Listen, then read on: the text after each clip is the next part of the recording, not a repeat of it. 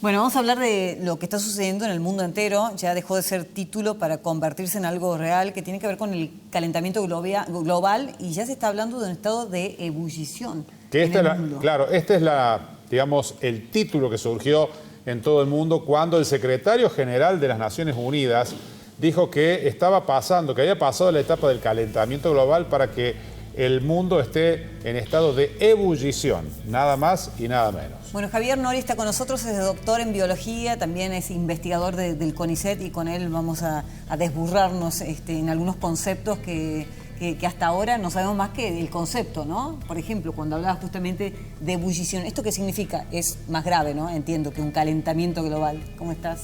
¿Qué tal? ¿Cómo están? ¿Qué tal, Javier? El tema este particularmente yo también lo busqué, recién les comentaba, lo busqué cuando apareció para ver de qué se trataba específicamente. Y se trata particularmente de que tuvimos el mes de julio más cálido de la historia de la humanidad. Desde que se mide, digamos. Exactamente, ¿sí? Y no solo eso, sino que pasamos un umbral de temperatura crítico, que era 1,5 grados, se había establecido en el Tratado de París, que fue un tratado, claro, entre muchos países, un tratado climático el que firmaron la mayor parte de los países del mundo, de mitigación y adaptación al cambio climático. Y una de las metas más importantes que tenía el Tratado de París era no pasar un incremento de la temperatura de 1,5 grados a 2 grados en comparación con periodos preindustriales en un mediano a corto plazo. Y bueno, lo pasamos. O sea, pasamos el 1,5 grados de aumento en relación al periodo preindustrial. Está habiendo ahora datos por todos lados de lo que es esta aceleración, que esta es una de las claves que marca justamente la Organización Internacional de Meteorología, ¿no? Que ha habido, por ejemplo, temperaturas como sensación térmica de más de 66 grados en Irán en el mes de julio pasó. Y ahora ha habido un desprendimiento o una no recuperación de un bloque de la Antártida con superficie equivalente al de la República Argentina. Es decir, se derretía habitualmente, pero se recuperaba ese hielo y esto no ha vuelto a pasar desde febrero. Sí, y es drástico, pero de alguna forma tenemos que ir acostumbrándonos porque son parte de las consecuencias que trae aparejado este fenómeno del cambio climático, ¿no? Las consecuencias planetarias son muchísimas, son inmensas, y la repercusión de esas consecuencias sobre la especie humana, sobre nosotros, también se esperan que sean cada vez más severas. Ya las estamos teniendo. Hace un ratito, cuando entré, lo veía más hablando de la sequía generalizada, el impacto de la sequía sobre las cosechas, el impacto de la falta de plata en el país, y eso tiene repercusión social, económica, y podemos seguir. Claro. Y se requiere una decisión política y también económica de los líderes del mundo para empezar a encauzar esta situación. Sí, exactamente. Sí, si bien existen acciones individuales que pueden ayudar a mitigar el cambio climático, como, bueno, muchos las conocemos, ¿no? Reducir o ser consciente en el consumo energético, intentar disminuir nuestra huella de carbono, etcétera, etcétera. El gran problema acá es político. O sea, los políticos tienen que y principalmente los países desarrollados, ¿no? Que son los que más emiten.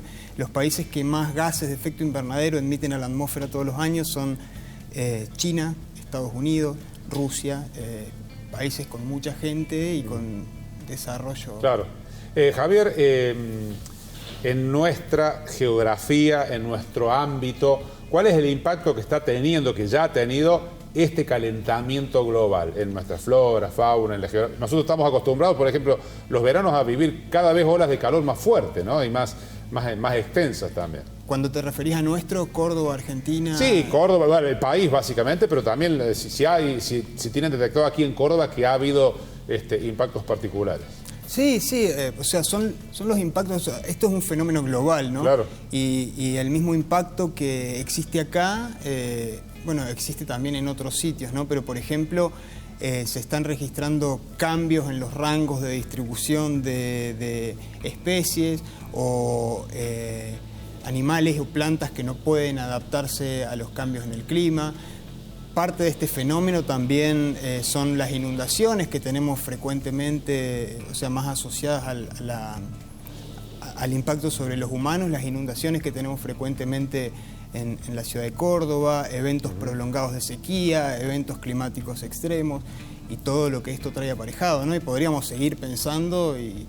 Ahora, uno tiene la sensación de que es espectador, de que uno como individuo no sé cuánto puede cambiar en pos de una mejoría, o se puede, o podemos hacer algo.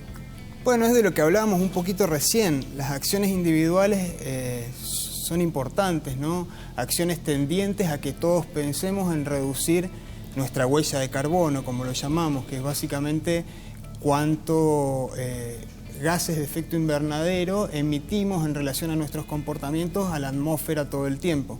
Y esto tiene que ver, por ejemplo, con tener un consumo energético responsable, y no solo me refiero con esto a apagar el aire acondicionado o apagar las luces, sino también a cuántos autos tenemos, en qué nos movemos, si quemamos combustible cuando es realmente necesario o lo quemamos todo el tiempo de manera... Y bueno, hay un montón de otros... Hay alimentos, por ejemplo, que están asociados a una huella de carbono muy grande en su producción, como son la carne, los lácteos.